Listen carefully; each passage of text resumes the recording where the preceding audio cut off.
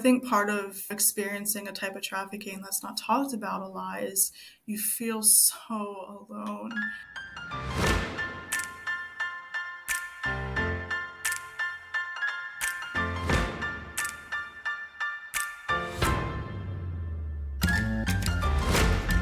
Hey, Michelle. Hey, Carling. How are you? I'm fine. How are you? I am melting to death. I'm sorry. It's okay. It's actually not too bad today, but we are in the middle of a heat wave. We are.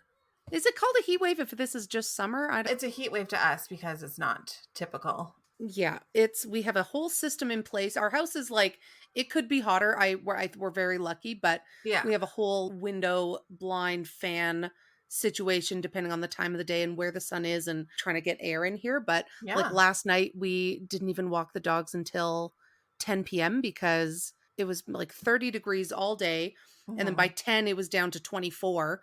And so we were like, this is Celsius for our non-Celsius friends. Yeah. And yeah, what is that? What's 30 degrees you think is around 90?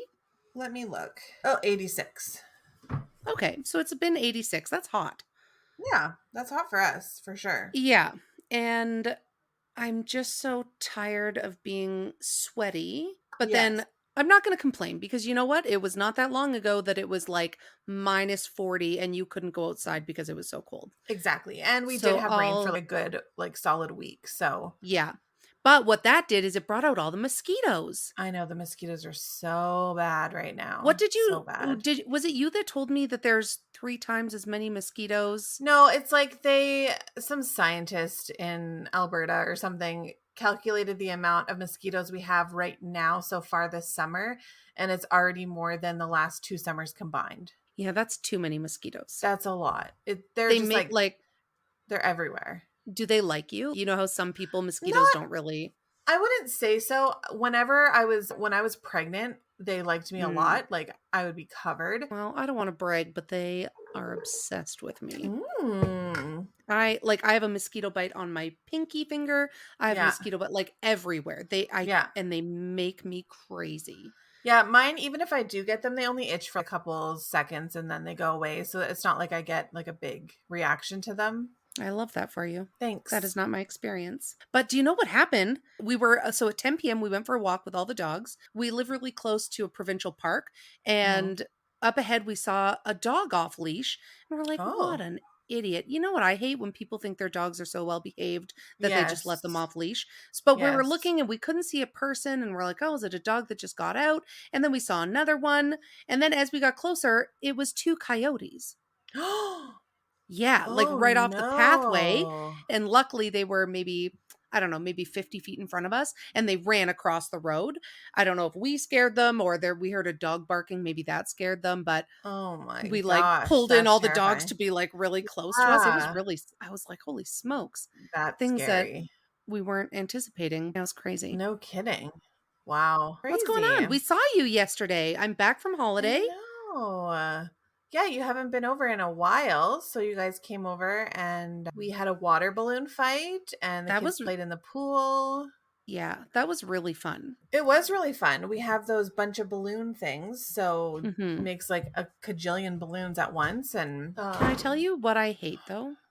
Tell me. I hate that there's now little bits of plastic balloon, rubber balloon, because I think squirrels and birds and things are going to eat them and die. Yeah, I know. That does suck. Why can't they make some sort of biodegradable, water soluble, but maybe after an hour they would start breaking down when wet? Yeah, I'm not an inventor, but trademark. So nobody take my idea because I'm going to invent it. I've seen these things and I saw them on Facebook and I was like, this is so lame, but it's like a crocheted ball that you soak in water. So it's like a reusable balloon, but I'm like, that is so lame. I like the idea of a reusable one, but not a crocheted one, one and that maybe would hurt. Yeah. You chuck that at someone and it's soaking with water. That's heavy. That would do some damage. Yeah, maybe that's why they did it. Maybe. But I don't like it. I think it's silly. Yeah. You had something to tell me. Okay. I have something to tell you and it shocked me. My coworker told it to me and she saw it on TikTok. I like that then you saved it. We saw each other. We've talked every day, but I you know. saved it for this moment, and I'm so I I couldn't sleep last night because I was thinking about it.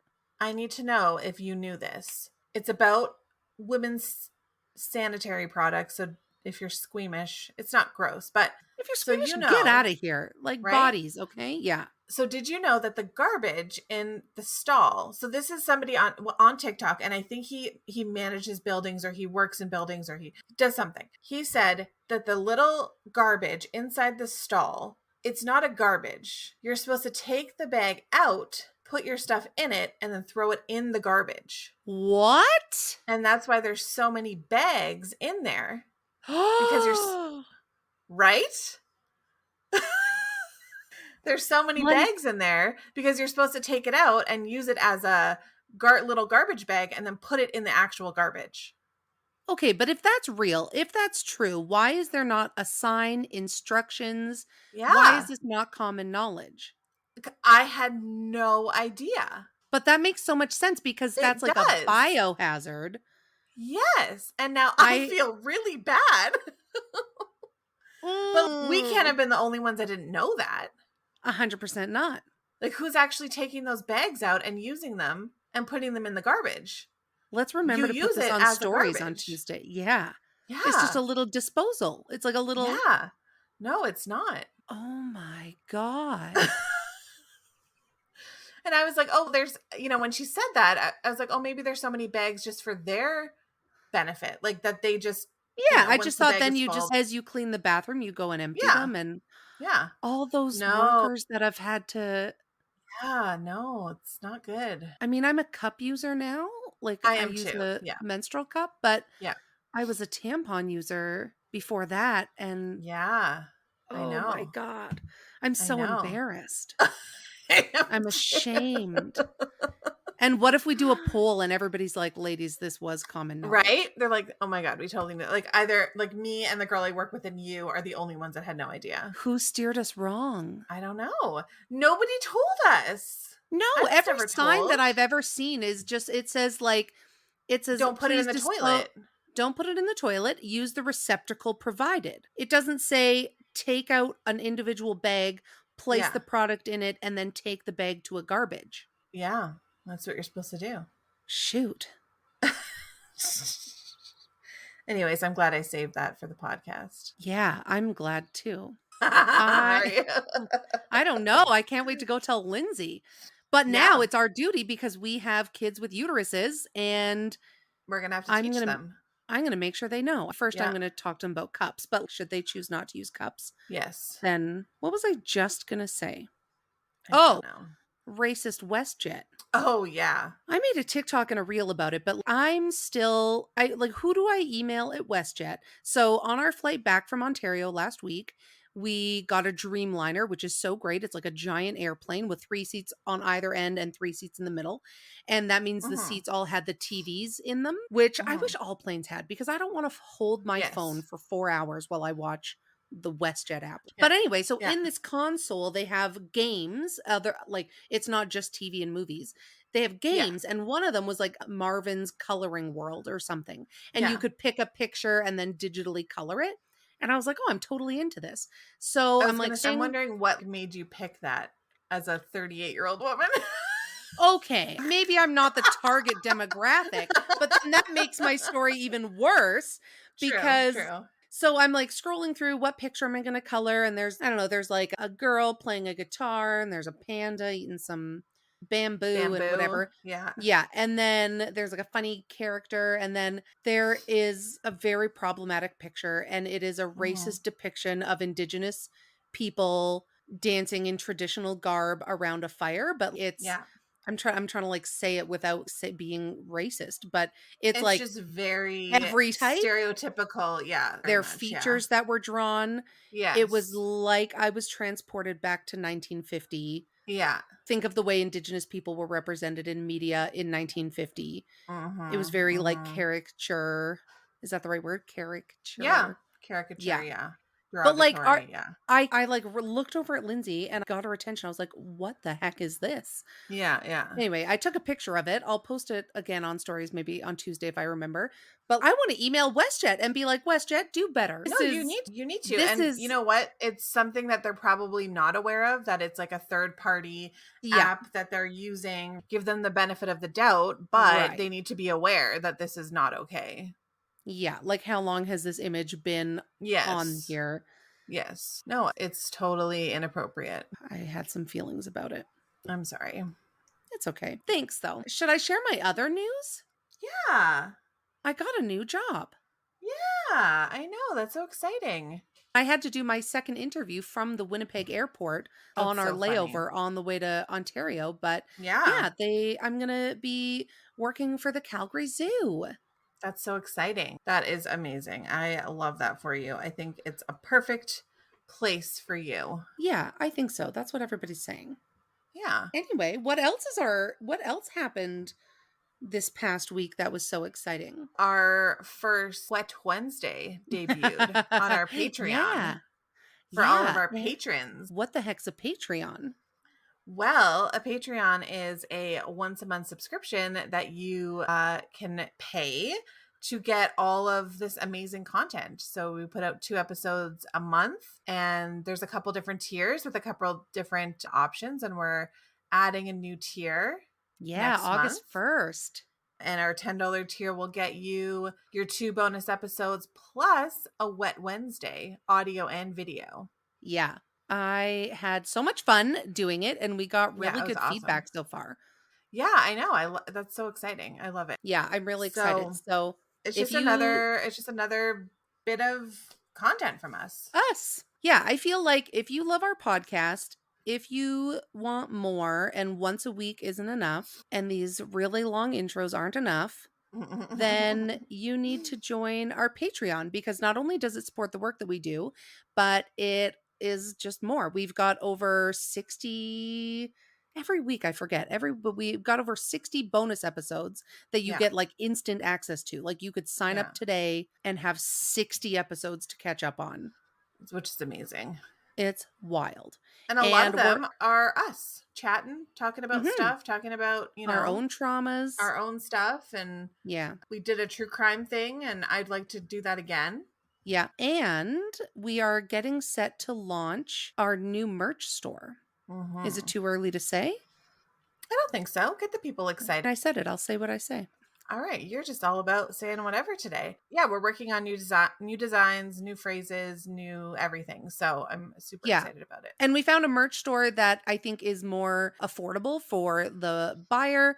The shipping is better.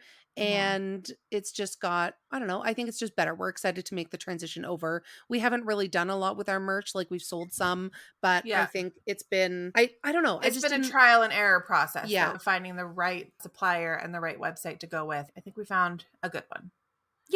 Yeah. So we're going to launch it on August 1st. If you're a Patreon at the $8 and $10 tier, you're going to get a discount. Yes. At our store, which is really like, I'm excited that we get to have that function. Absolutely. Yeah. All right. Should we get into our episode? I think so. All right. Let's get into it. All right. Bye. Bye.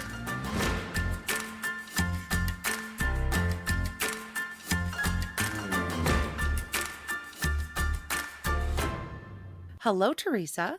Hi. How are you? Doing good. How are you? Good. We were just realizing we talked to you almost a year ago exactly. Yeah. Time flies. It really does. It really does. I look back at this year, I'm just like, how is it already the end of June, almost July again already? Yeah. Yeah, so much has changed and happened. That's amazing. So we have already talked to you once before. We reached out to you last year, and you were so gracious to come on our little podcast we still don't know what we're doing fully, but we knew even less back then. And you were so kind to come back on. So your episode was number 70, which is so crazy now because we're at over 120 episodes already. Wow. And we had you on because you talked about your experience with familial trafficking. Maybe Do you want to introduce yourself and just give a quick synopsis of what you talked about? And then we'll get into kind of an update on your life and what's been going on. Yeah, sure. So, I'm a survivor of family controlled trafficking, and that's where someone in your family or someone close to your family ends up trafficking you for the purpose of commercial sex. And I really just came on just to share my story, which I was just so thankful for because I think at the time I was like trying to understand my story and be able to verbalize my story. And so I just really appreciate having this platform to be able to do so. It is such a hard topic, and I don't think something that a lot of people know about, but I bet more people experience it than we know because it is something that I think families keep hidden from what Mhm. we learned through talking with you and then subsequently following other people on social media that it does happen a lot and we need to talk about it. Just this past year, I've gotten to know more survivors of this type of trafficking. And yeah, it is really prevalent. And a lot of us share similar struggles, like in the day to day life. But it's really also awesome to see, like, how we can come together as a community of survivors and, like, really work to bring awareness and create change and Mm. talk about these things so that other people don't feel so alone. Yeah. So you reached out to us a few weeks ago and you were like, "Hey, ladies, I would love to do an update." And we were so excited because your episode was so interesting. And I've loved watching your journey since we've talked and all the content that you post. So, yeah, Yeah. we're super stoked. Yeah, I'm really excited to be here again. But yeah, what has life been like for you since we talked last? Yeah, a lot has changed health wise. I guess I can start off with that. So, I was actually diagnosed in 2020 with Lyme disease. And, I've been on treatment for that, and things have been getting better with that, thankfully. I found a regimen that worked. But I also have been really diving deep into my own healing mentally. And so part of that was starting to take medication. And for the longest time, I've been so afraid and hesitant to take any type of psychiatric medication, Mm-hmm. Oh, that's so partly just interesting. because yeah, partly just because I've just experiences witnessing other people on it growing up, and it can be a little bit triggering for me to take certain medications. But I've just noticed like a huge difference in just my mood and all of that. So I'm really just like proud to be like, hey, like I pushed past that fear. And yeah, I think that's really been helping like my functioning and like my ability to show up day to day. And I think, I don't know, I'm just really proud of myself for that. Yeah, that's No, I'm that's proud of amazing. you. Yeah, that's Absolutely. so good. I think there's so much stigma around taking medication for mental health, and I just think if you broke your leg, you would take something for the pain to help you heal and get through it. And so why wouldn't you take something for your brain to help you function and feel your best? And I even noticed not only does it help with my mental health, but it's also helping with my Lyme symptoms too. Like Mm. because Oh, stress tends to activate my Lyme. So if I'm less stressed, then my Lyme doesn't get activated as much.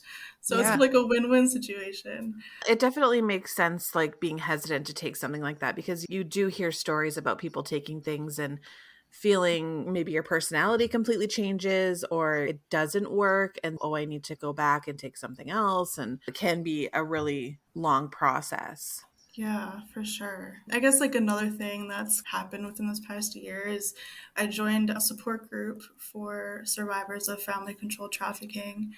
And Mm. honestly, that group has changed my life. Like, I can honestly just say that. Because I think part of experiencing a type of trafficking that's not talked about a lot is you feel so alone. Yeah. And the things that you struggle with mentally, can I trust my own mind? Can I trust my memories? Why are these memories suddenly coming back to me? Or navigating relational dynamics with your family, like it can just feel so lonely and like such a burden at times. And so when you have Mhm. other people who are walking with you experiencing some of similar things, like it just makes the biggest difference. It's amazing. How did you come across such a Mhm. specific support group? Yeah, so I got connected with an organization called You Are More Than, and it's a survivor led, survivor run, queer led organization. They started running this familial trafficking support group, And I was a little scared at first because it's like really confronting my own story and really coming face to face with certain realities. But the group that's there is just, we're just like a little family kind of, Aw. Aw. which is really great. But I've definitely noticed since attending that group that my confidence in myself has grown, and like confidence in being able to trust myself has grown. And yeah, I'm just so thankful for it. I can't even imagine that process of learning to trust yourself because a lot of the memories that you had came out at a later time, right? You had Hmm. suppressed and locked away a lot of your experiences. And so Hmm. to have this awakening of what had happened must be really challenging to sort through what's real, especially when you have people telling you you're making that up, that didn't happen, or you're misremembering. So that's Yeah. incredible. Yeah, and it's like whenever I start going back down that path inside my head of questioning myself, I like reach back out to my support group, like, hey, I'm struggling with this, and they'll just remind me of what's true. It's just, yeah, I'm just so thankful. And groups like that is so needed. Yeah, and that's the thing is that even like when you're in a group like that, you can feel like, oh, nobody understands my story because maybe it's not exactly the same. But like you said, the same kind of emotions and triggers can be happening for all of you. And to be able to talk that through is huge. And that's why we obviously did the podcast as well, because getting the story out there, you're going to reach people who resonate with it, even if it's not exactly the same. They can Hmm. still understand and feel like, oh, I'm not alone in this. Yeah. Yeah, yeah, and I think that like really breaks the power of shame. And I'm sure you both know like shame can cause a lot of harm and Yes, potential damage. And so having things be brought out into the light, I think, is so important to heal from things that were done in the dark. Yeah. absolutely. Absolutely. Do you sometimes find that support groups can also be triggering? I can't remember who we were talking with, but somebody said sometimes they find support groups a little triggering because they might be in a different place healing wise. Yeah, we obviously talk about some hard topics, and Yeah. people do share sometimes personal things, and that can be hard. We always start group and end group more on a positive note, making sure that we're engaging in self care, knowing who we can reach out to for support. But yeah, there have been times when I've had to leave group early because I just am really triggered by something and I just need Hmm. time for myself. And I think having a space that allows that, that creates that sense of safety of being like, hey, if you need to leave, like, no one's going to judge you here. No one's going to be like, why'd you leave and be all nosy about it. It's just, okay, like, you just need some time, you need some space, and that's totally okay. So I think creating that sense of safety beforehand and as a group coming together and creating these like guidelines for the group can be really helpful in alleviating some of those potential issues. That's amazing. And what else have you been up to? So I recently started a new job.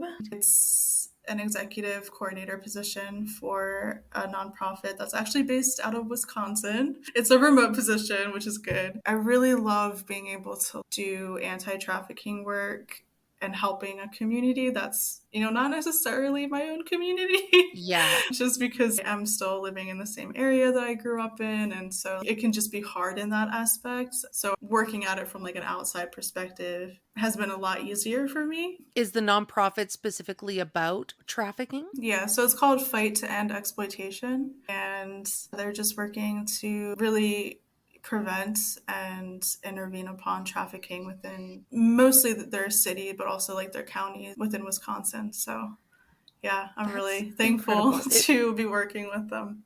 Wow.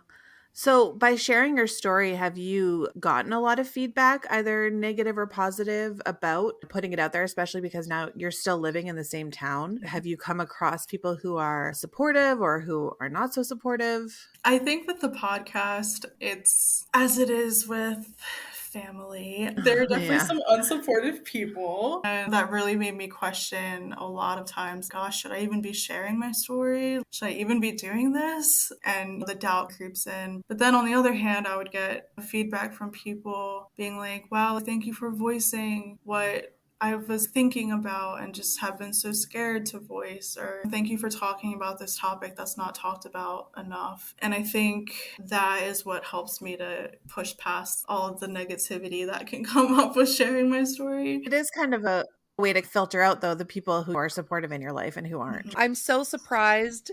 It baffles me that this issue is so prevalent in the world that like entire counties need organizations dedicated to stopping and preventing it. Yes. That's terrifying. And Yeah. especially because we don't hear about this day to day in the news. It's not something that is out there as Mhm. knowledge. And a lot of it is, oh, it's obviously not happening, so we're good. Yeah.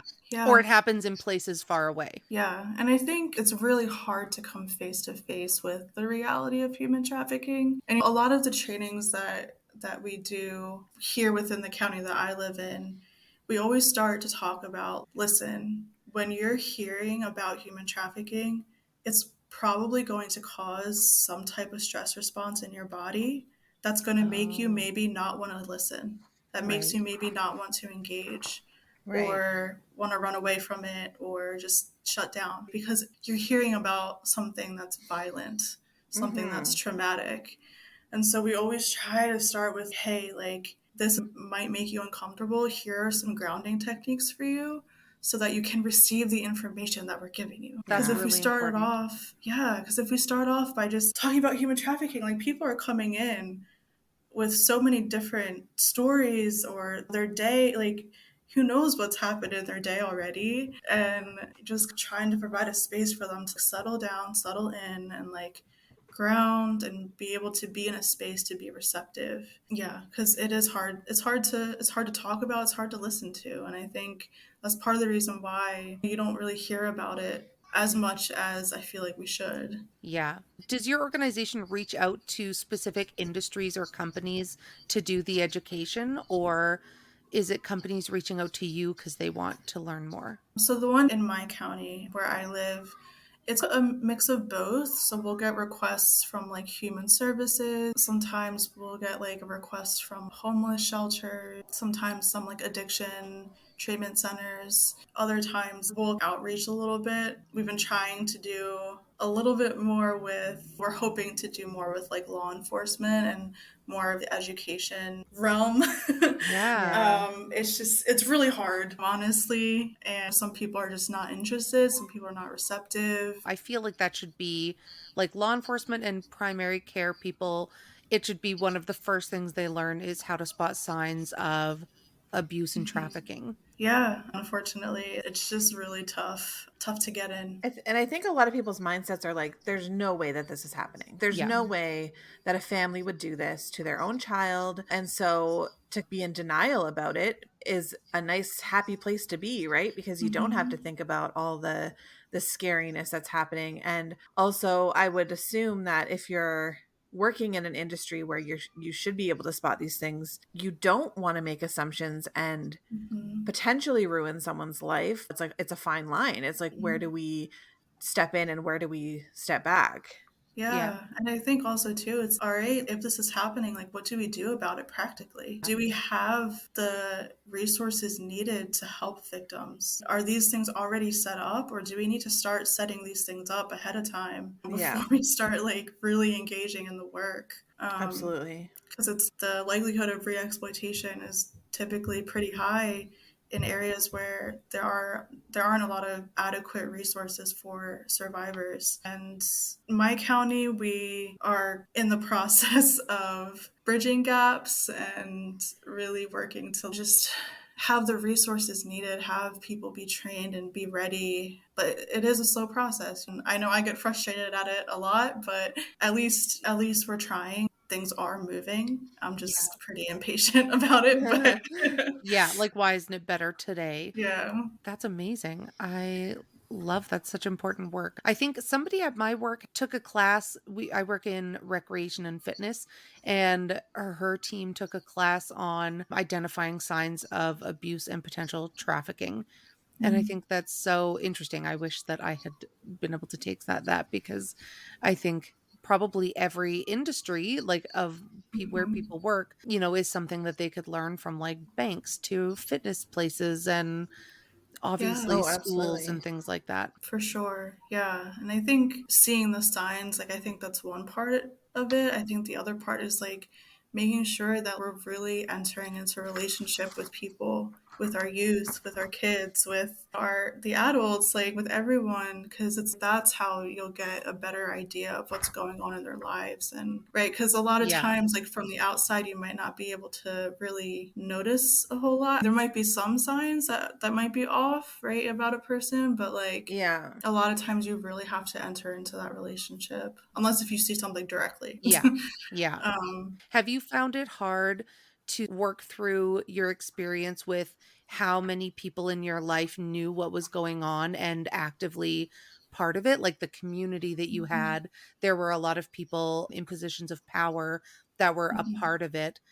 And that's got to do a lot of damage because those are the people that should have seen what was happening and helped you.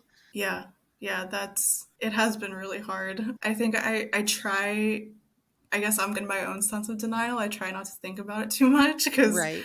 it'll just get me really angry. But yeah, I mean, that feeling of being let down by people who should have been there to protect me and keep me safe is really hard. And knowing that there was just a culture present where predators could be and be unafraid to do what they were going to do or what they were doing. I think that to me, yeah, that's the most enraging, I think, Yeah. is the lack of accountability that was present. But again, like that's like why trafficking goes unnoticed, I think, is because people aren't being held accountable or people are in these positions of power who turn a blind eye or who are involved Yeah. and that makes getting justice pretty difficult. Yeah.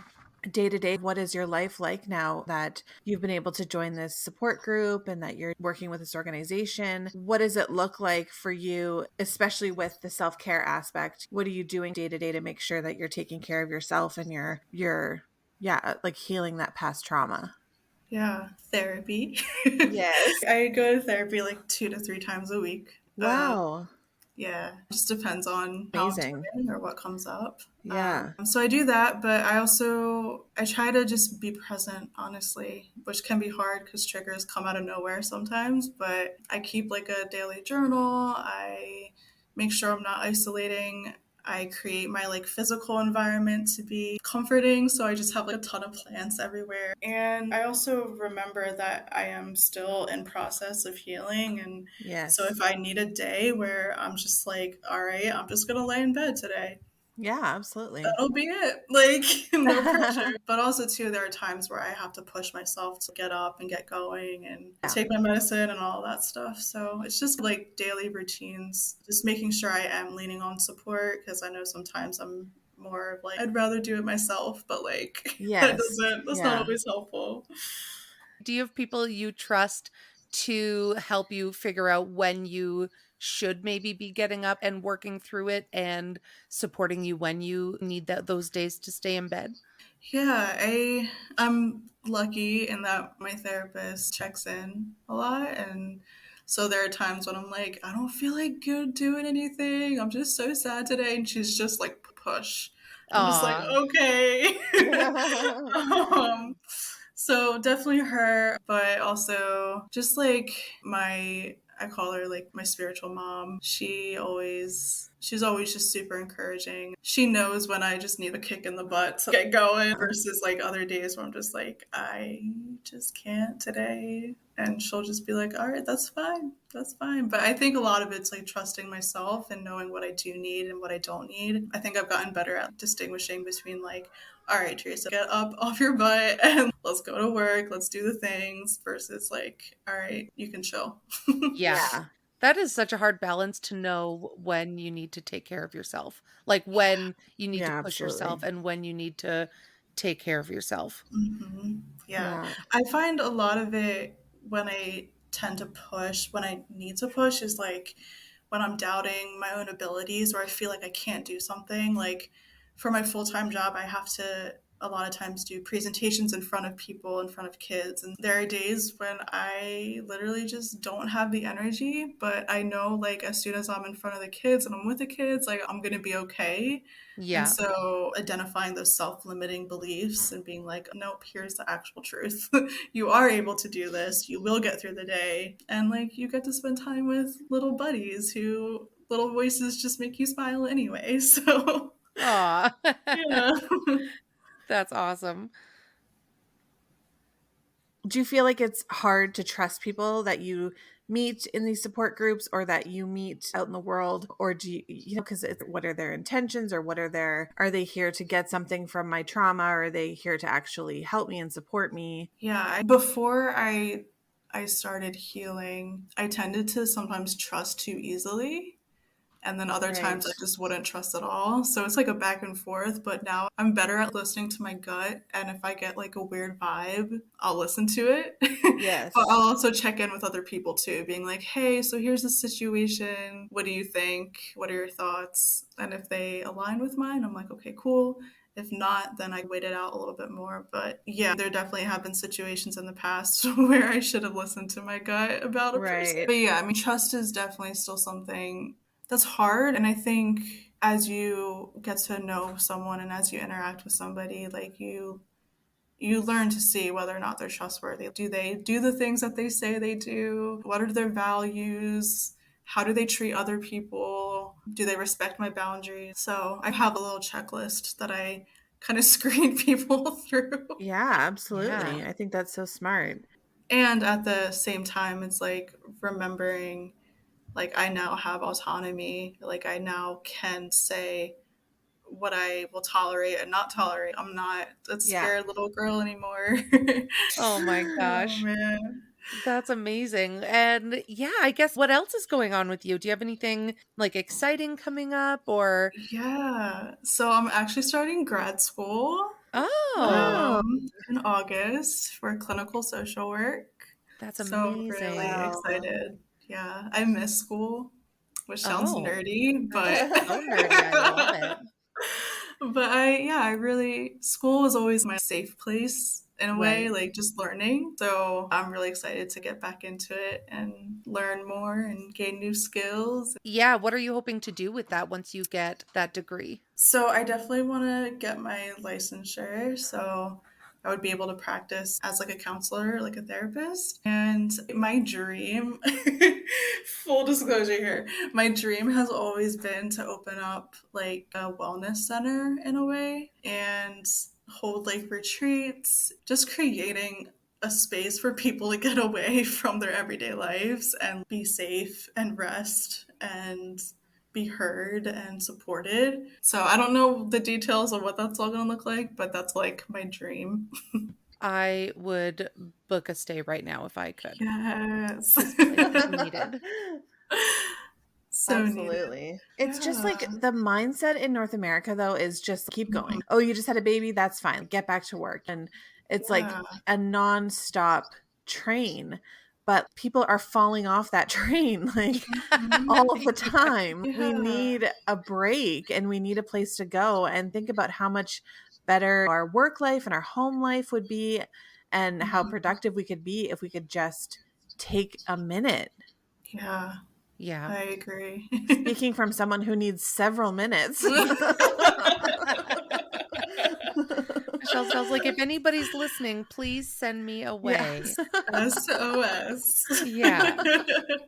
Can I Yeah. have a Well, VIP room in your wellness center? yeah, we will be two of your first residents at this wellness center. Yes. Yay. It's amazing. Teresa, we're so thankful that you reached out and still think of us and wanted to share Yeah. updates. It's so nice when we get to reconnect with past guests and find out what they're up to because I know even other podcasts I listen to, I'll be like, oh, I wonder what happened to that person after, Yeah. Yeah. Yeah. after I hear this interview. So, yeah, we're so Yeah. thankful that you reached out and that you wanted to share an update. Yeah, I'm definitely in a more confident place than I was Hmm. last time we chatted. Oh, Yeah. I love So, that. That's yeah. amazing. It just feels so good to be able to share these stories and just help people get it out there and maybe be someone's first step to start sharing. So Yeah. we love And hearing how everyone's been doing, and we love following everybody on social media and seeing all the amazing things that are happening. yeah. Oh man, I'm just so thankful for you both. Oh, you're so Oh, we love sweet. you. Oh, I love it. Well, I hope you have a Awesome. good rest of your day, a restful Sunday, and a You restful too. summer before you go back to school. Oof, yeah. Yeah. It like hit me the other day. I was like, oh man, I'm starting grad school. That's a lot. Yeah, Oh, but I'm wow. excited. All right. Well, thank you Awesome. Thank guys. Yeah, we'll you. be in touch soon. We'll have to do another Okay. update once you're through grad school or halfway through. Yeah. Yes. Yeah, that'd be great. Awesome. Alrighty. All right, Teresa, we'll talk to you soon. Yeah, you too. Bye. Bye. Bye. Hey, Michelle. Hey, Carling. Do you know what was weird? Did you listen to, I put a little sneaky outro, and I don't think you listened to it because I think you would have called me out on it. Was it the Rolling Explorer episode? I didn't have an outro, and you and I had such a hard time with our internet. So I used one of our like canned intros. And then I was like, Lindsay, I've already used our canned outro. Can you do an outro with me? So me and Lindsay did an outro. Really? I did not listen to that. And I I was listened like, to the intro and I listened to a good chunk of the episode, and then I didn't. and Interesting. I'm going to I have should to have go just, back and listen to yeah, that. I should have just left it. But I was like, I'm not going to mention it. And I'm going to find out if she listens to our outros. Oh my God. That was very sneaky of you. But I needed something. I was like, Lindsay, we need to record an out. It was just really quick. Yeah, But it's yeah, funny. Teresa, thank you so much for being on our episode. Yes. Thank you so much for coming back and sharing and updating all of us. And I love when people come back because Yeah. sometimes you just want to know more. Like a year later, what's going on now and how are things now? And I think it's great. I can think of quite a few podcasts where I've listened to interviews and then I'm always sort of like, oh, but now I want to Yeah. hear an update or I want to know what else is going on. So And yeah, then you I got think to go it's like really, stalk them on social media. and we must Yeah. have done an okay job because she asked to come back. So I know. I think that's great. that's great. Thank you. Thank you. What a thank you. Domo arigato. There's another thing that I wanted to talk to you about, but I don't know if it's appropriate. I mean, I think this is 100% the time that we should talk And about maybe we'll say it in our outro because maybe not a lot of people listen to our outro. My God, tell me. This is a new thing on TikTok that I came across. Do you know what vabbing means? If you could guess, what do you think it means? Vabbing, can you use it in a sentence? Or will that give it away? Yeah, not really. Is it VAB? Yeah. Like V as in Victor? VABING. Does it have to do with the vagina? Yes. Like vagina dabbing? Kind of. So it's when you What? take your juices down Vagine? there and you apply them to like your perfume areas. So it's Why? like a natural pheromone. Mm, I don't know. But yeah, that's what people are doing now. I bet that's something that people have done for thousands of years. I guess. But like now it's more mainstream. People think it's trendy. Yeah. So that's what maybe you're supposed to do that. I did feel oddly attracted to you yesterday. Oh my God, I did not do it. Oh my God. We left your house and I was like, man, Michelle was looking and smelling good. Looking great. No, but I do remember a long time ago, I went to what were those parties called? A passion Sex party? toy party. Yeah. Passion party. And they had a perfume that is supposed to bring out your natural pheromones. And I actually bought it. Yeah. It did smell really good, but it was supposed to be like you put it on and it smells different on everybody. Mm-hmm. Yes. And it enhances your natural pheromones and you're supposed to like the right attract mate. the opposite sex. Yeah. Gross.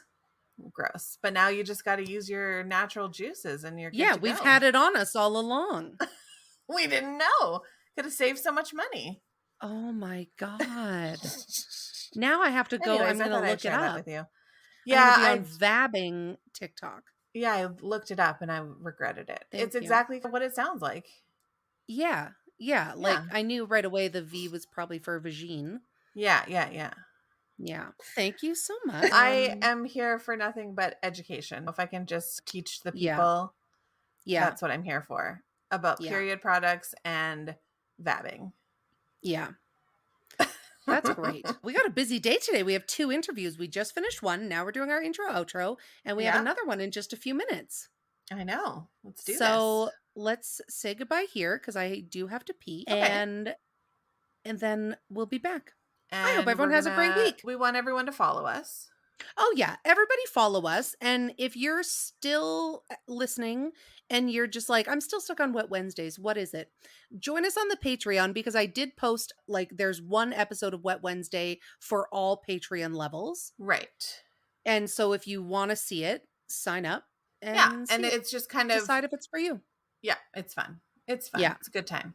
it is a good time. All right. All right, well, let's get on with our day.